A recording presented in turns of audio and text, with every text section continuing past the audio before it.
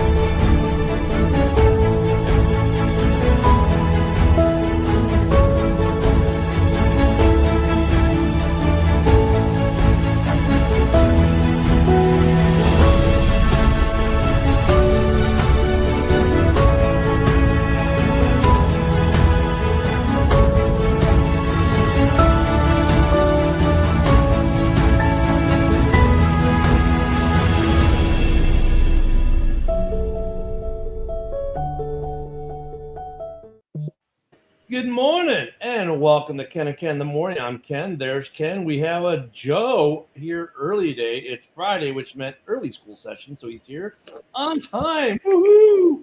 And then, of course, hey, good morning, Sarah, popping in at the last second there while we were running the intro. So, hey, it's Friday. So, interesting story for you guys to start the Friday off. The wife and I pulled the all-time classic move yesterday. So we're going about our day, we got grandbaby daycare, blah, blah, blah, all that good stuff. And last night, it's late. It's about right after midnight. And I'm watching the season finale of Reacher. And she calls me. And I'm like... Of what show? Reacher. I'm watching... And good morning, broski. So I'm watching Reacher. She's doing her thing. She's been hanging some pictures on the walls, And also she calls me like at 12:30 or something like that. And I'm like, hey, what's up? I mean, because she's only like 2 rooms over. It's like, do you know what we missed today? Remember, I don't know. Most days, I don't even know what day it is, let alone the date. We both missed our wedding anniversary yesterday.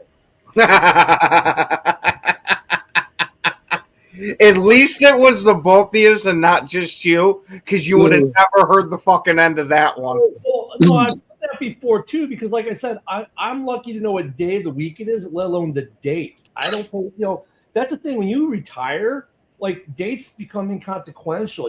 It's not like you're looking at your calendar for, when's the next weekend off, right? Like when's my next, like when I was in the active duty army, you're looking, when's the next Donza? Day of non-scheduled activity. When's my next 3 or 4 day weekend, right? So you're paying attention to dates because, first off, you probably have some product due on some day, or good morning, Brent. You got some product due or whatever, but you're looking for like, morning, Nicholas. You're looking for like, when's the Donza, right? When are my days off? When you're retired, you don't care anymore. So you stop, what the date? I don't even know what the date is half the time. And 1 year, shortly after I retired, I did do that. Right? I completely, she's like, do you know what day it is? I'm like, I don't know. Is it Tuesday? She's like, no, it's a Thursday. Oh, okay. And it's our anniversary. I'm like, oh, no shit. Well, yesterday, both of us did it.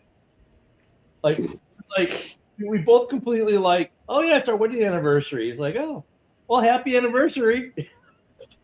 So Ken's been online looking for cruise tickets all day. It was funny. We both just kind of laughed about it, and that was that. It's like, okay.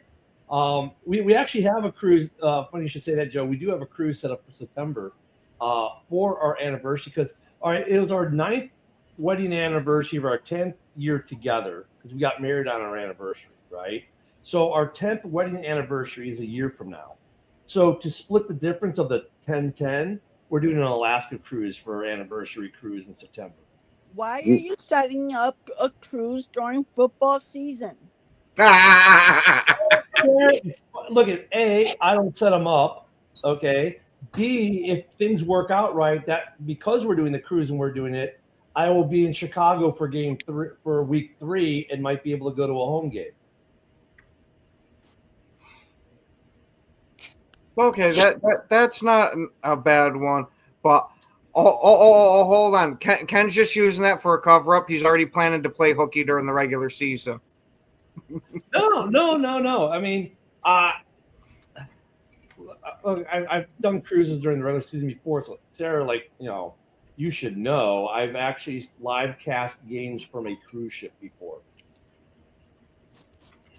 Yeah.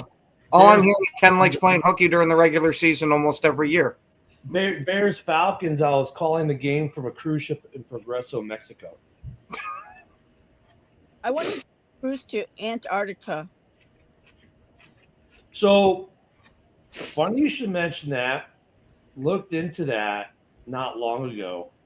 I was talking about it. That cruise is like $13,000 per person for the Antarctica cruise, for like a 7-day cruise. It's like $13,000 per person. Oh, yeah, you can go to Bora Bora for that. Well, no, that's not the reason to go there. Ken's going to look for the ice wall. No, I was just, dude, $13,000 a piece. You could go to Bora Bora for that. And Bora Bora, have you seen Bora Bora? Like, have you seen pictures of it? Bro, that's life goals, dude. Yeah, I mean, the Antarctica. There's actually a documentary on the Antarctica cruise. I see what you fucking mean, Joe. Life goals, bro. Yeah, I won't be doing that cruise though anytime soon. No, but yeah, I'm not the one who books these things. Look, my wife books these trips, and the last time she booked a trip during football season, I ended up at an away game. So I usually end up going to a football game because of the way she schedules trips. So I don't complain. Yeah, why would you? But, hello, I'm smart. I like to live. I don't want her killing me in my sleep because I complain about a trip during football season. I don't know. That'd make for a pretty interesting story. That right there, that would propel the podcast into the stratosphere. Come on, Ken, you got to take one for the team. Happy wife, happy life. You know. That reminds me, one time I was waiting for the bus and this car drove by and he was like, "Do you need a ride?" I was like, "No, I like to live." Oh, come on. Getting into strangers' cars is perfectly safe. Yeah. Yeah, and then like 3 years from now, Sarah will be on an episode of Forensic Files. Yeah, so we completely forgot. Good job, Sarah. That's smart thinking. Ken, I was going to say you can't trust anybody these days. Wait, was that Broski? No, I was going to say you could give it a couple months and you might get a discount on a cruise to Greenland, when that becomes the 51st state. 52nd. We're absorbing Canada first. Yeah. I don't want Canada. Yeah, me neither. I mean, we don't do politics on the show, but just look at. I mean, could you imagine the NFL expansion? Then, if first off, Canada would have to be broke up. It's like 4 or 5 states, but the CFL would be. We could absorb the CFL into the NFL, and all of a sudden the Argonauts are an NFL franchise. Why would we do that? We already have the UFL here. Yeah. That seems more like the organization to absorb them. I mean, well, here's some weird facts that most NFL fans aren't aware of. Like, for instance, the CFL is older than the NFL. They've been playing professional football longer than we have in Canada. Yeah, but that's because we were so focused into college football originally that we didn't get pro. Still, it doesn't change the fact that they've been doing it longer. I mean, look, yeah, they'd have to make some rule changes because obviously the field's a little longer and some of the other, like the running start for receivers. But yeah, if that were to happen, Broski, we could have a whole new, probably add a third conference if we want to. How would that work? Yeah, we're getting closer to that international NFL football league at this point. It wouldn't be international at that point. it'd still be American. Yeah, I know. Yeah, I mean, Broski, your buddy Mitch got into an argument with us yesterday oh, about God. Jared Goff. I was just going to ask that question. Where is Motown Mitch? Sarah, I'm glad you brought that up because I actually caught the replay late afternoon yesterday, and I'm like, oh, it looks like Motown Mitch was popping off yesterday. Yeah, I never really heard that from him before. I didn't realize he was such a golf slappy. I mean, it's just one of those sayings I always say. It's like, facts don't care about your feelings. So, I mean, you could take whatever hypothetical take or emotional take you have, but when it comes down to it, like, and I know, Ken, you just basically said the biggest 2 points, back to him. It's like, well, it's kind of funny. Golf's so good, but the year the Rams trade him for Stafford, the Rams won the Super Bowl that year, and then it's like, well, Goff kind of, he was really great under pressure, right? He had 4 turnovers in the freaking playoff game at home. So, I mean, okay, I like I've said, I hope Goff stays the Lions quarterback forever. Like, yeah. I'm fine with that.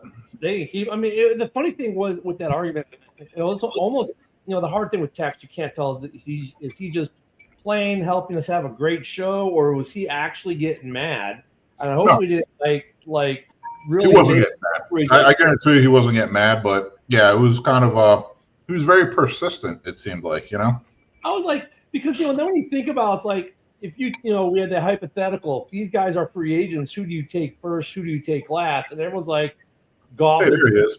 There he is. Good morning, Motown. Motown Mitch. Oh, geez.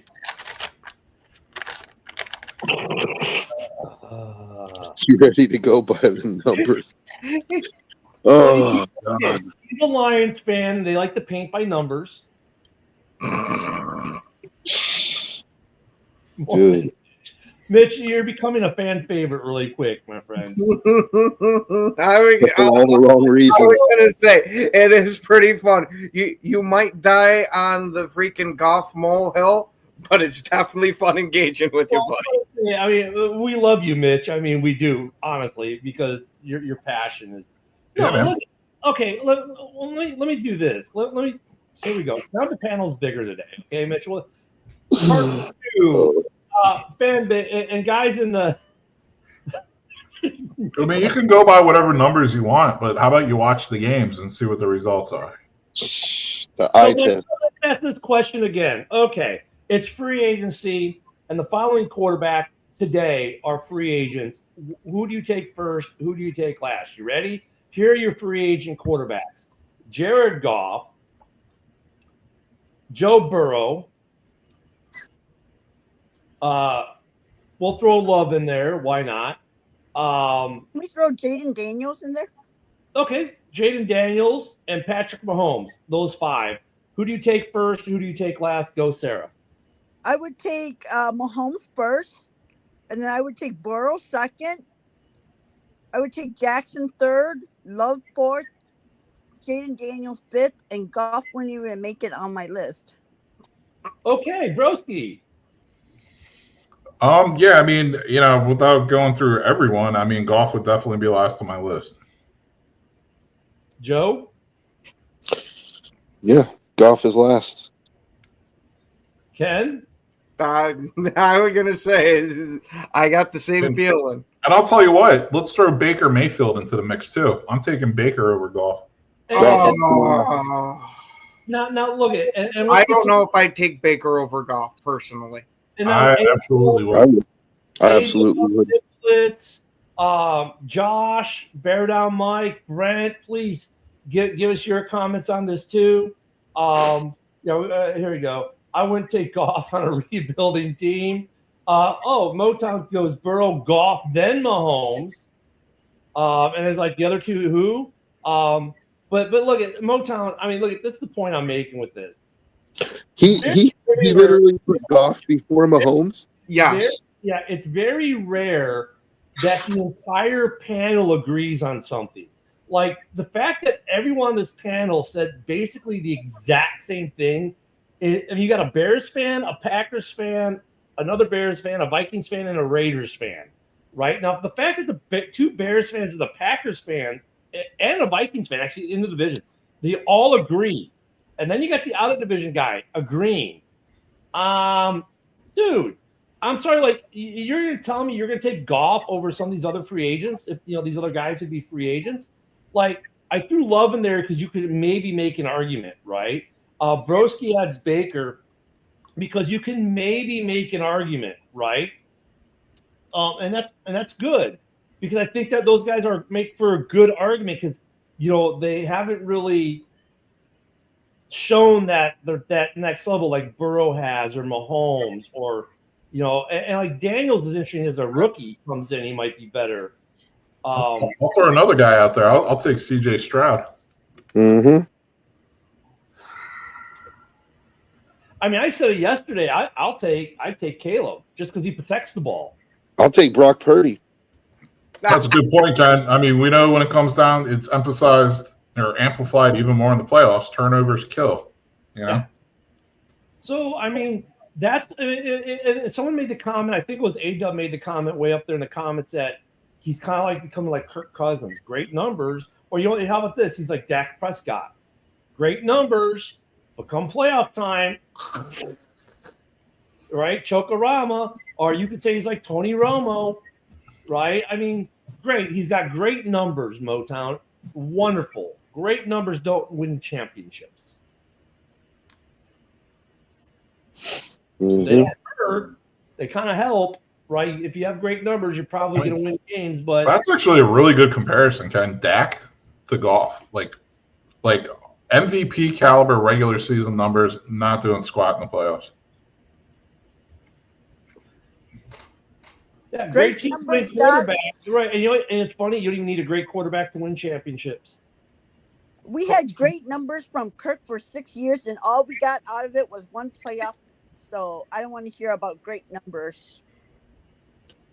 I mean, I get look at and Mo, Motown, I get where you're at because you're defending your quarterback, and that's admirable. Okay, and much love for that, supporting your guy. But being honest, like would I put Caleb above like Burrow or Mahomes? No, not at this point in his career. Is there potential for it? Well, sure. We'll see how he plays out, right? But you're talking about Goff now has what 7-8 years in the league. He's gotten to the big game, yes, and lost. He's done well in Detroit overall. Great numbers, great. But what have they won? I mean, they won the division. Okay, great. You're now a Green Bay Packer fan. We win the division and nothing else. Hold on. I've got some career quarterback rating numbers with a minimum of 750 attempts. You want to know the most surprising part of it is Purdy is number one. Then it goes Mahomes, Lamar Jackson, Joe Burrow, Russell Wilson, Deshaun Watson, Dak Prescott, Tua, Jimmy Garoppolo, Kirk Cousins, Herbert, Goff, and then Love. Wow. Jimmy Garoppolo is above Jared Goff in that category. Tell me again how he's better than Mahomes. I mean, at least he put because like with Mitch, he put Burrow, then Goff, then Mahomes. I mean, I'm surprised after all these years. No, actually, he was after Burrow. He was asking who are the other quarterbacks. No, after he said Mahomes, and then who else? I'll bring it back up, because he said Burrow, then Goff, Mahomes, and then here. This is the comment. Burrow one. Yeah, I don't know the other two. The other two, I don't know the other two. Daniels and who? So that his list was Burrow, Goff, Mahomes, and then like the rest of the. So I mean. But then he had a comment after that where he was clarifying it, where he said, like, no, I was asking who are the other quarterbacks. Because I called him out on it. I said, you put Goff before Mahomes? And then he said no. Okay. I was going to say, like, I'm surprised after all these years, Lions fans don't try to bring, like, shotguns to the games to shoot down all those ducks that Goff throws. I mean, like Broski, let him be in Detroit for the next 10 years. That's fine. Exactly. Please. I mean, look, I think Sarah said it great. You know, I got all these great numbers out of Kirk Cousins and one playoff win. And really, when you think about it, that's Goff. Like, I mean, you put pressure on him, and he starts throwing interceptions. His decision making isn't great. If it's programmed, he's a great quarterback for them in the system. But when he has to make decisions because he's getting rushed, his decision making is questionable. Mm-hmm. And I will say that Goff is probably one of the best game manager system quarterbacks that we've seen in the NFL. And it's not necessarily a knock against him. It's just that's what his strengths are. He's not going to go and be the guy that's going to put on the Superman cape and take over, but he can sure be the field general and lead your competent team there. She's A-dub. Look, somebody asked about Geno Smith too. They said, yeah, he asked a question before that though. Geno will do good in a dome. I actually like the Geno. Yeah, see, how do you feel about Geno in Vegas? I actually like the trade. I think the Raiders they were in a bad position. They missed a quarterback last year. They were looking like they were going to miss out on the quarterbacks this year. They went and got, probably the best available quarterback because nobody knew he was available. And if you look at Geno the last 3 years, like the last 2 years, he's had the worst offensive line in the NFL, and he still has put up some pretty decent numbers. So I think those numbers will only get better because the Raiders' offensive line is better than the Seahawks' offensive line. And he's going to have Bowers to throw to, which is going to be a nice weapon for him. We'll see what they do in the draft. I think Geno will be a good quarterback just to stabilize your franchise, to get the culture of winning into the system, and then, I mean, you guys are free to draft a quarterback within the next year or two, but I think he's a good stabilizer for your franchise. And I think that, I think people have the wrong idea. Like, some people believe, like, they're saying that Geno is our savior, that Geno is the quarterback of the future. No, like, you're exactly right, Sarah. Like, that Geno was hired to bring stability to the organization while we look for our quarterback of the future. So, hey, let's not forget about what's his face that on the Chargers as well. I mean, I'm taking him over. Herbert, yeah. Herbert. I mean, I agree with what Joe is saying, though. I think Geno will stabilize the Raiders some. He's competent.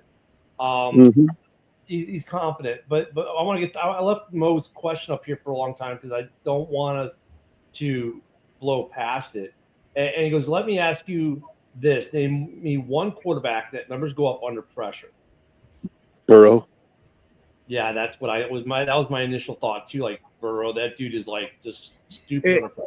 And I know it's not a great comparison because of how his career ended, but let's not forget that Matty Ice got the nickname of Matty Ice because he was so calm under pressure in the beginning of his career. Yeah, and that's what I was going to say. Like, his question, why are we judging a QB off of, what are we judging him off of them if not the numbers he puts up? It's like, well, like we said, like the eye test, how good he is in the clutch, how many, games big games they win, how they perform in those big games. I mean, those are all, big time factors.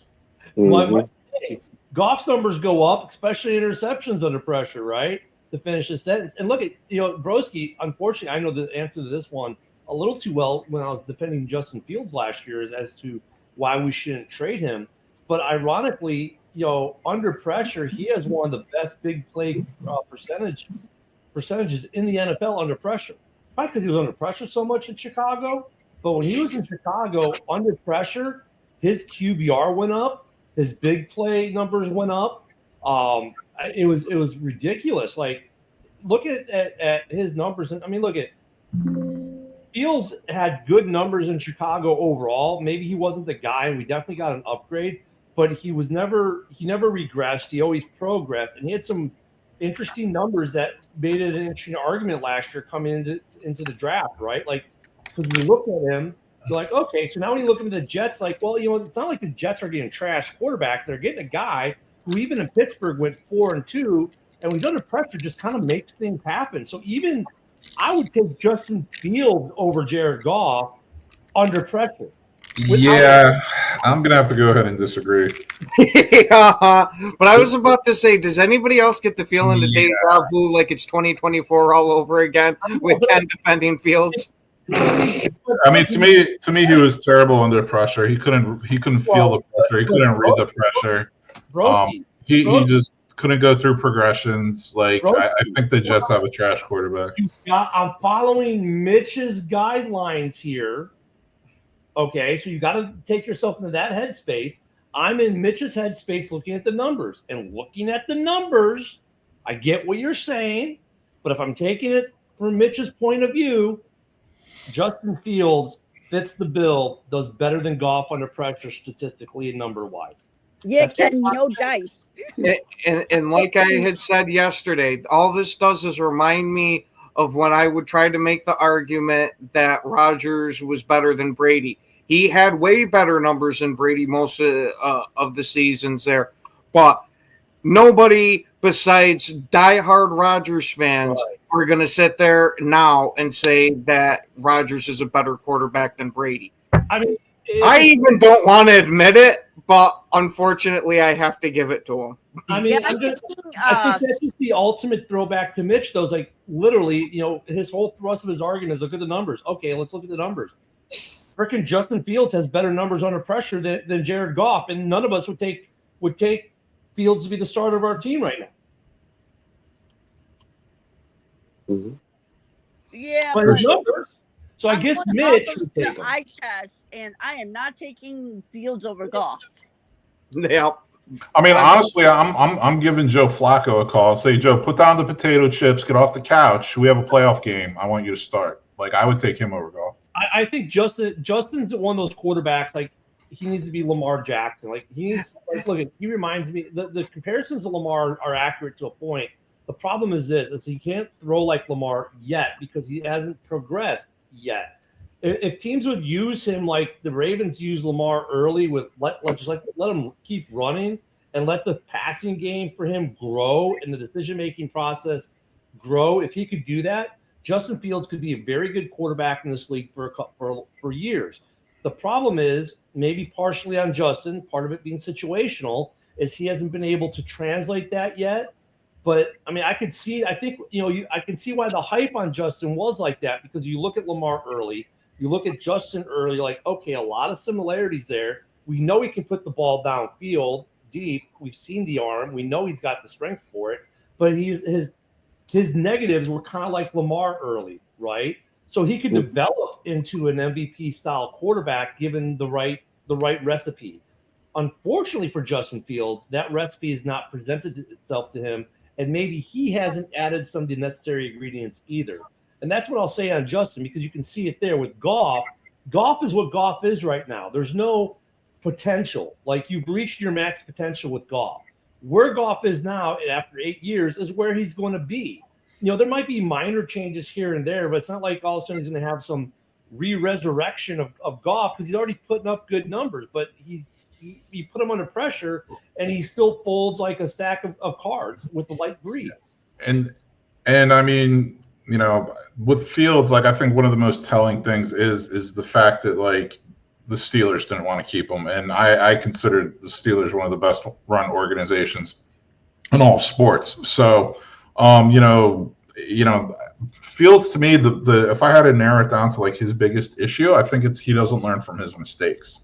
There's really no progression with him, like from a learning perspective. So, hey, if he really had that going on, I think the Steelers would have just kept him and locked him in, and not necessarily giving him a 5-year deal, maybe giving him like a 3-year deal with 2 years guaranteed or something. But yeah, I mean, anyway, like, it's kind of neither here nor there anymore. But I mean, that's why to me that's a key thing too. Well, that's why I added at the end of that, like, maybe he hasn't added some necessary ingredients either, right? But you could see that potential. It just has never come to fruition. And it just goes to like, I mean, the physical gifts are there, but you have to be. I mean, it kind of holds true for any position, but especially quarterback. You have to be a good quarterback to play quarterback. Like, you can be unathletic and slow like Goff and be an excellent quarterback because, like, overall, Goff's a really good quarterback in my opinion. Mm-hmm. He's not a big game quarterback, but he's still like, I mean, a guy that throws for 72% completion during the season, like, that's a stat. Maybe he doesn't win the big game, but that to me, like, that does say a little something to me about the guy. He's throwing for 4,000 yards every season, upper 60s completion percentage. Like, I'm definitely not going to say he's not a good quarterback. He needs to take the next step, though, in the playoffs. And he's had opportunities to take that step, and he's failed every time. Yeah. Mm-hmm. So I mean, Goff. I mean, I'll take Matty Stafford over him right now in a playoff game. Are you kidding me? Oh yeah, because Stafford does Stafford things. See, that's the other thing. You got a guy like Stafford. You say, well, Stafford does Stafford things. Baker does Baker things. These guys wins appear. You don't ever say that about Goff. Goff throws ducks. I was gonna say you say Goff does Goff things, but that's usually with an interception or a fumble. Yeah. Well, I'm obviously meaning in a positive. Like even last year when we're talking about the Rams in the games, like, well, you can't discount the Rams. Why? Because Stafford does Stafford things, and next thing you know, they're still in this game. Why? Because Stafford wills it. And Baker Mayfield does Baker Mayfield things, and they stay in games. I mean, Goff doesn't overcome his mistakes like those guys do either. Like those guys overcome. Like if Baker makes a mistake, throws a bad pick, people don't worry about it. They're like, well, he'll just come back the next series and torch him down the field and go get something and make up for it. With Goff, you get that vibe. You don't get that feeling. And numbers are great, and numbers are how these guys get paid, like PFF grades and all that stuff. That it's all metric where they get paid, and that's a good piece of it, but doesn't show the whole story. Because, the Bears' offensive line last year, great decent PFF grades compared to the Washington Commanders. Yet the Washington Commanders' offensive line was twice as good as the Bears' offensive line. Right, so numbers are great, grades are great, but that's not the full story because you got the game application of it and the coaching piece of it, and so Goff has great overall numbers, but the problem is when it counts, he's gonna throw a pick six. He's not Levis bad, but damn near close. But at least he wins you games throughout the season, whereas Levis doesn't. I mean, my nickname for Goff is Mallard. I call him Mallard. I don't know. I don't know if I'd call Goff a game manager. Game managers don't consistently throw for 300 yards. Well, game manager, system manager, because if your system's working right, you could consistently throw for 300 yards if your line is blocking, your receivers are open, and all you got to do is put the ball at a certain place on the field. And that's why he's a great game manager, because he consistently puts the ball where it's supposed to be.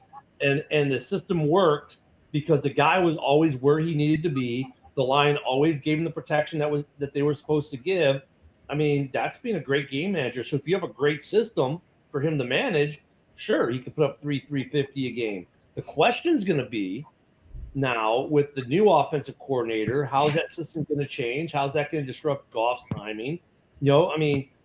But in Detroit, let's be honest, Detroit has been a machine the last couple of years because their systems worked, right? Guys have been on schedule, right? They don't take too many. They weren't taking too many bad penalties. The line protected, receivers got open. So when he puts the ball where it's supposed to be, the guy was always there. But when they have to get off that schedule and there's pressure, Goff buckles, throws a lot of interceptions, fumbles the ball. That's the point. So I think Joe actually does show that he's a great game manager, because you can look at the two parts of his game and see the massive difference. Yeah, I think last year's Bears season might have burned a hole in my soul, honestly. So does that mean you're going to be converting to a Bengals fan? No. I think Joshua might be a product of the old Wisconsin public school system or something. I'm not sure. He's catching on too quick these days. I don't think we pissed Mitch off. I think Mitch is furiously looking up some numbers right now to throw it No, at us. Mitch knows when you're dealing with a broski, you better do a little bit better. Like you got to bring it because I'm not gonna let it go until it's over. But I mean, the numbers are great, but then look at the biggest question. I think that we can talk all these numbers on these guys, right? Like, look at how good Justin was under pressure, and we had that discussion. How good Goff's numbers are, but when it comes down to it, if these guys were free agents today, and you had the choice of this list of quarterbacks, where do you pick Goff to be on your team? Like, where is he in the pecking order? And the fact is, when you ask the panel and people in the comments, and every single one of them says, out of those 5 people, he's dead last every time. Dude, that tells you a lot about what people think of your quarterback. Yeah, and we basically expanded that list to like 10 to 15 quarterbacks. It wasn't just 5. It was like, I'll take Baker, I'll take CJ Stroud, I'll take Stafford, and we just kept going. Like in the I'll take Joe Flacco. Here's the question. Because I got the NFC North basically represented. Well, I do got it represented here. I mean, what team in the NFC North would take Goff over their current starting quarterback? I'd take my unknown over Goff. Well, that's not fair. You have a mystery box, and we all know on this show how appealing the mystery box is. You could even be a Jared Goff. Yeah, but he would be a cheap Jared Goff. I mean, there's still rumors that the Vikings are going to sign Rodgers. Like, what's going on with that? The already debunked narratives from 21. Look, Mitch, the bottom line of the narrative is this. Goff folds under pressure. Like, that's the reason that every single one of us is saying that we would take all these other quarterbacks first, is because when the pressure is on, these guys excel, whereas Goff crumbles. Like, it's happened time after time. It happens in the playoffs. It happened in the Super Bowl. Look at that Super Bowl against the Patriots. How many yards did Goff throw for in that Super Bowl? Maybe 100? I think that's another good Joe. I think you just you're like motivational for me today. Like, I'm not joking. Like, I just thought of another nickname for Goff: Blue Cheese, because he crumbles and he wears that blue.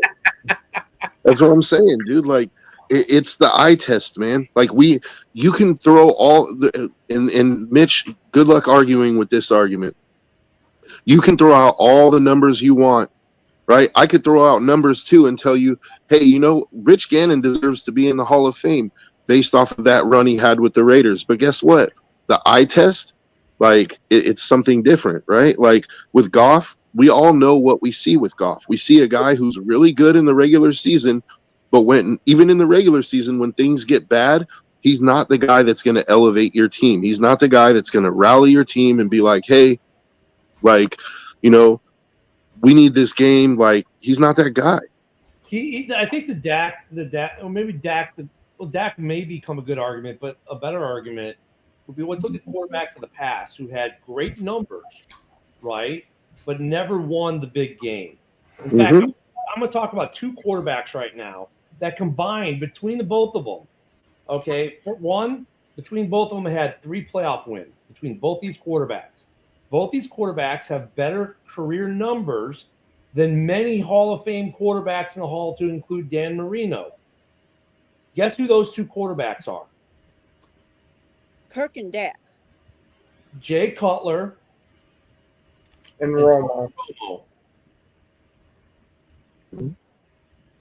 Right? I mean, so numbers are great, but does that mean like Jay Cutler or Tony Romo should be in the Hall of Fame because they got these great numbers? No, I mean, nowhere close. They look at, and guess who has the 2 wins and guess who has the 1 win in that argument? Tony Romo has the 1 win. Yeah, exactly. Cutler has the 2 wins and Romo has the 1. Cutler's the only one who went to an NFC Championship game between the 2. So, I mean, Goff, while he's been to some games, always crumbled and lost. Last year, you had 15-win season, and you got outplayed by a rookie quarterback at home when you were the number 1 seed. Mm-hmm. I mean, let's see. No, now we're going to how many drop passes did you have? I mean, dude, you're reaching. I was going to say, if we're talking about drop passes, Jordan Love was better than Patrick Mahomes this year. Hey, Mitch, you better stretch good, dude, because you're gonna pull a muscle with all that reaching.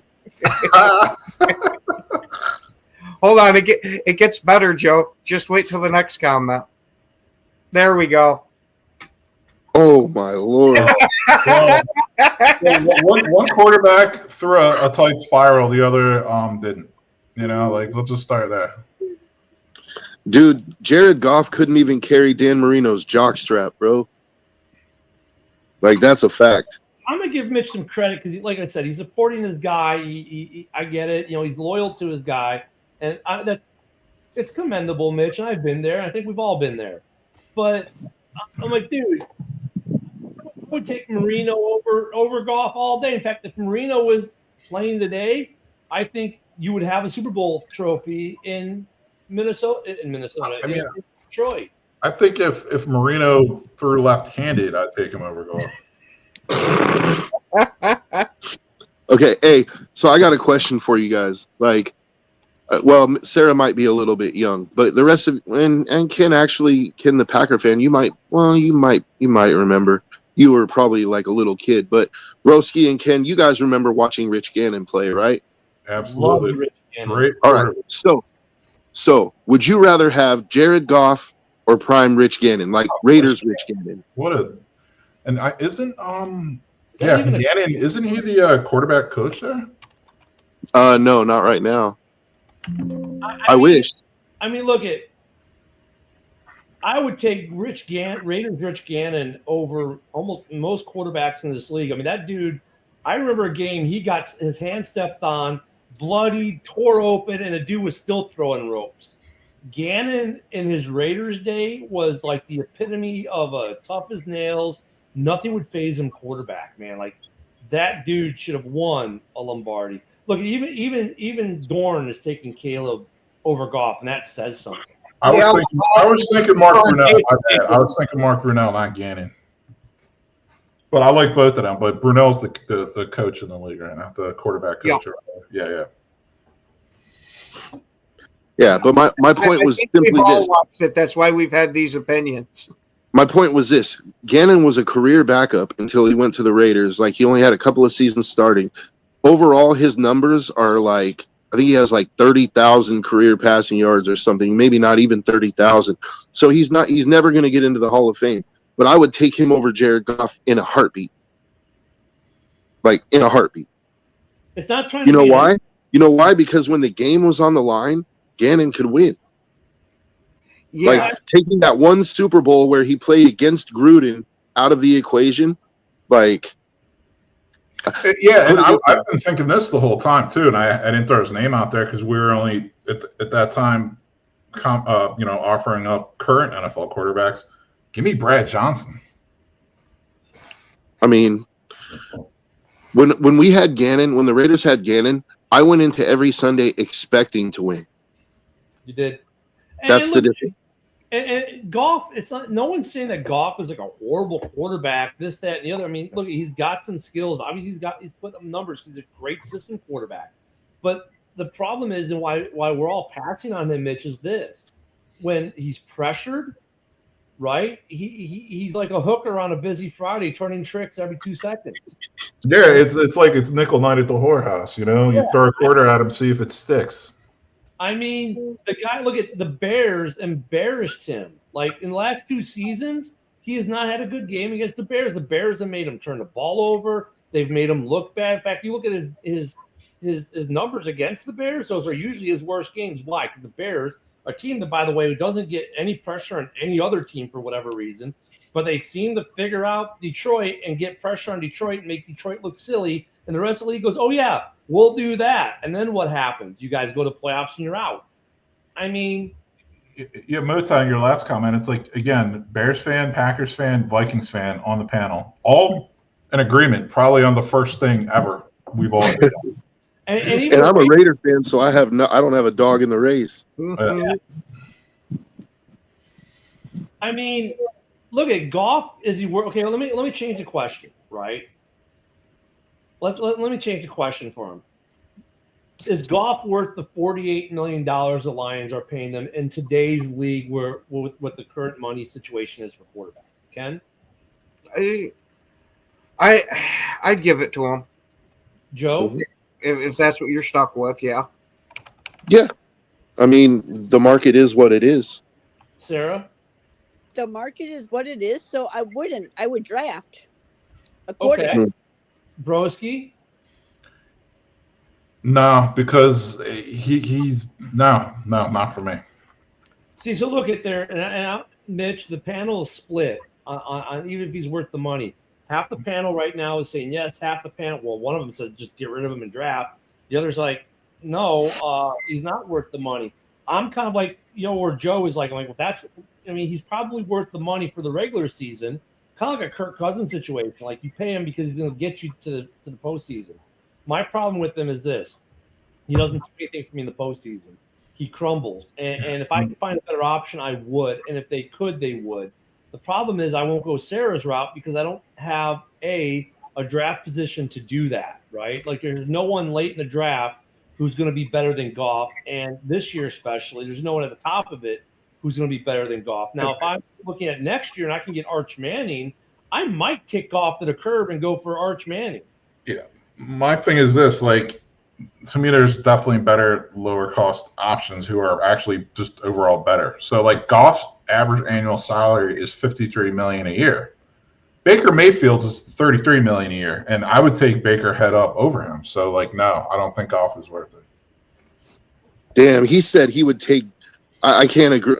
It's a funny joke, but A-Dub, he said he would take, or he posted Trent Dilfer or Goff. I'm like, dude, come on, you got that. That's like, yeah, that one's a little mean. that's a little too far. But it does go to show you, if you don't turn the ball over, you have a chance to win. Now look at, John Dorn, who's been on point for some weird reason today. He must be something in the water up there by the cabin. Says Goff is not worth $70 million next season. He's on the look at this. This is the out year, right? This is the out year. Remember when they signed the contract and Lions fans said, yeah, but we're protected. There's an out. There is an out.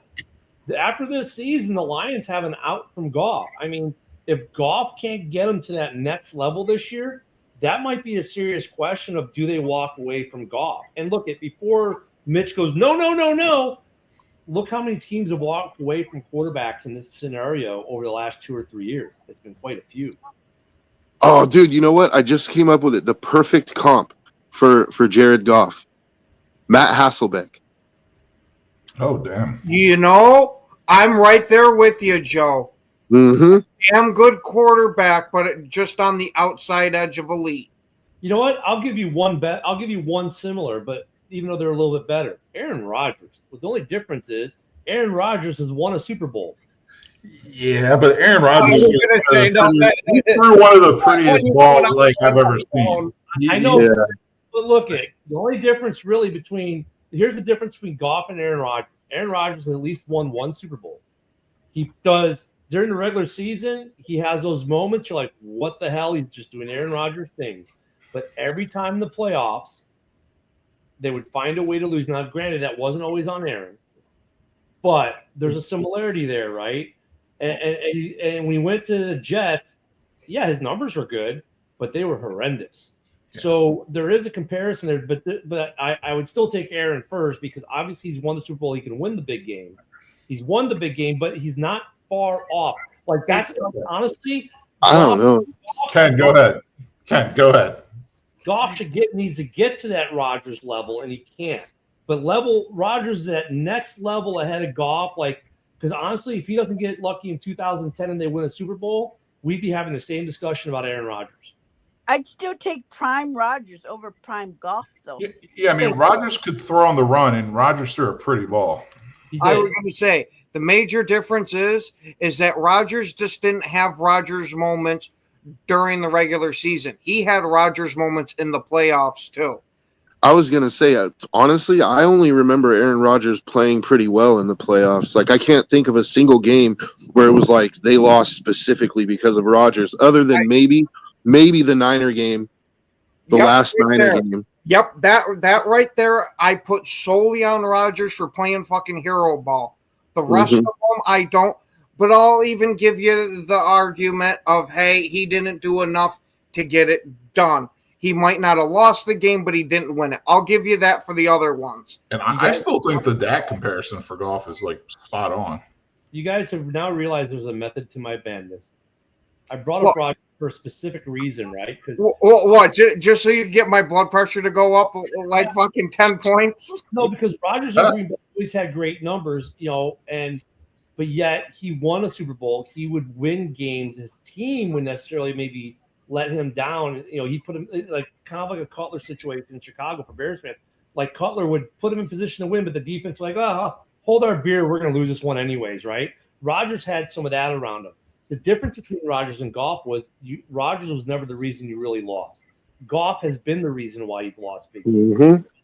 And that's why I made it. Perfectly stated.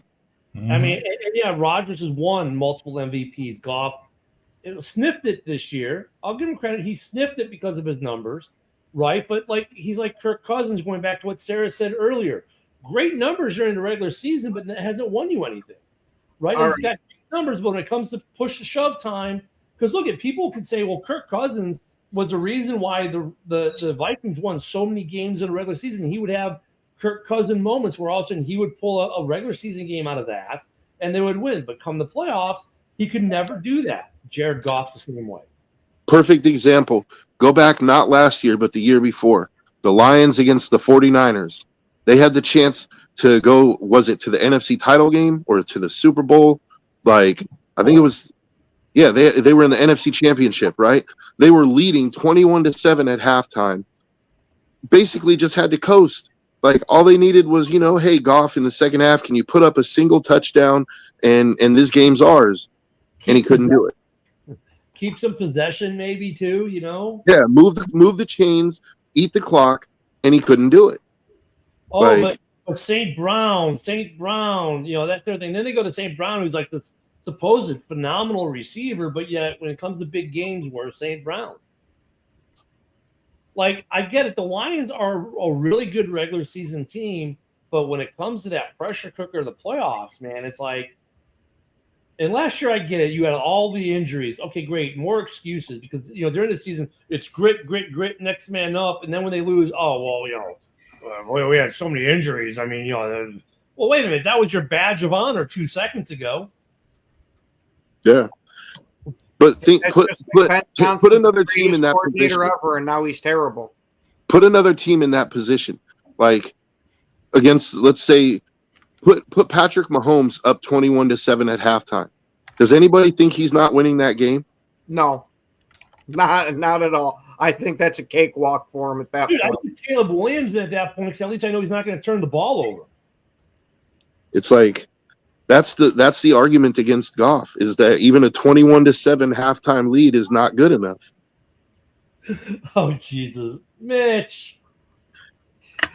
What I want to know is how much does it pay to be the president of the Jared Goff fan club? I got respect Mitch for standing up for his dude, but it's like, dude, I mean, objectively, bro, at this point, Jared Goff just needs to show up at Mitch's job and give him a signed jersey, and you know what I mean, anyone from the Lions organization is happening. You guys need to make something happen for Mitch here and get him a signed jersey or something. Kurt gave us outstanding numbers for 6 years, and I never wanted him here. I was so glad he left because guys like that, they will never elevate your team, but they will never make your team bad enough where you can actually be high enough up in the draft to draft a quarterback. And so when Kirk left, it was the parting of the clouds and the sun came out because we weren't stuck with that contract anymore, and we could actually draft a young quarterback and build around it. Well, I mean, here's the other thing. We talk about Goff and his numbers, and he's great in the system, but how many plays does Goff create something out of nothing? I don't remember any plays I should say, oh God, I can't believe Goff. did that. Where Yeah, I'll say I've seen a handful of them, but it's not frequently. Jesus, Lord. He's been a Lions fan a lot longer, so I get why he's drinking as much opium as he's drinking. Oh no, we're past the drinking stage of it. We're straight free basing this shit. Free basing opium. I was gonna say shit is laced with fentanyl at this point. He's drunk on it.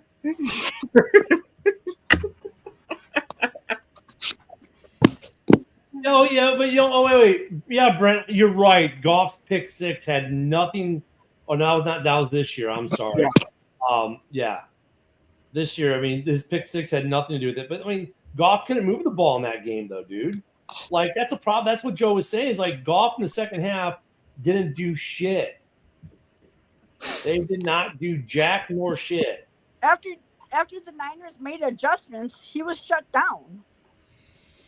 I mean, you can make the argument Goff was so bad in the playoff game, like, you know, Lions fans are like, oh, why is Ben Johnson having Jameson to our pass? He's like, because Goff sucked that bad. He's like, we're better off having a freaking psychopath wide receiver throw our goddamn pass. Hold on. You want to know what the Rams were after Goff? A Super Bowl winning team. Yeah. And Ken, it wasn't like they had to wait. It was immediate. Yep. Bazinga.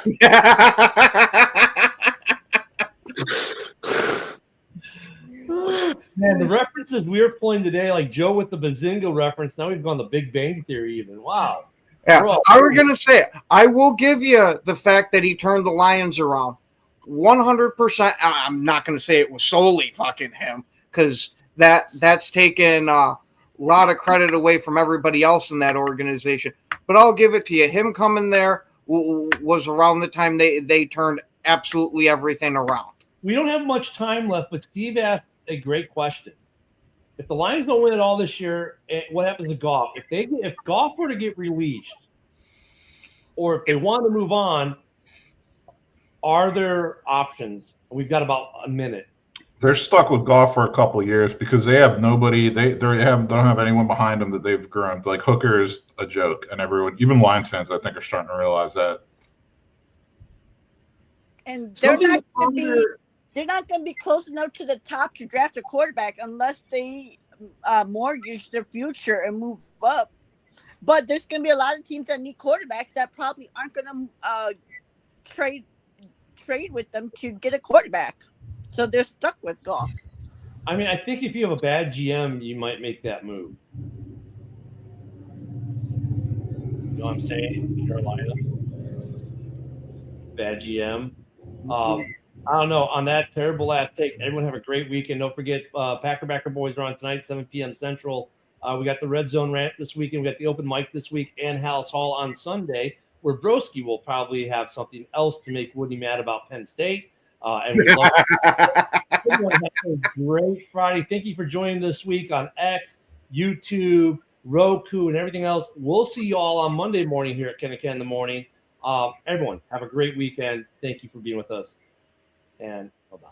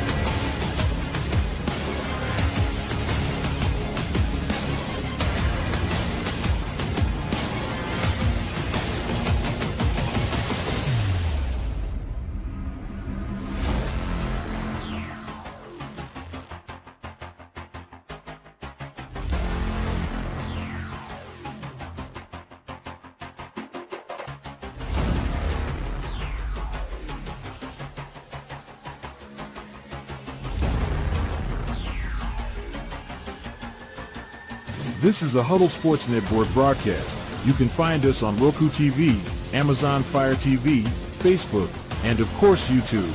Get all your NFL news here first.